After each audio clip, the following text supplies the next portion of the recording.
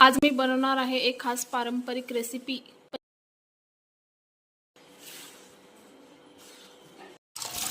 आता मी हे पानं स्वच्छ पाण्याने धुवून घेत आहे।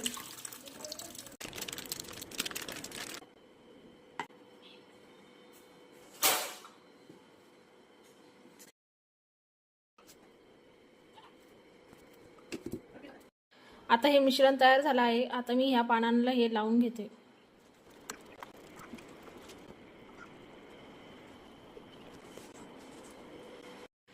आता हे रोल तयार करून झाले आहे। आता मी त्यांना वाफवून घेत आहे।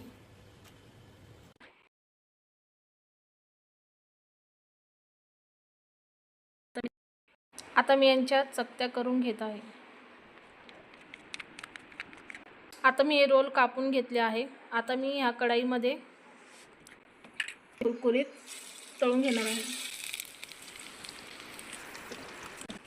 आता हे रोल चांगले कुरकुरीत तळून घेतले आहे। मी आता हे एका प्लेटमध्ये काढते।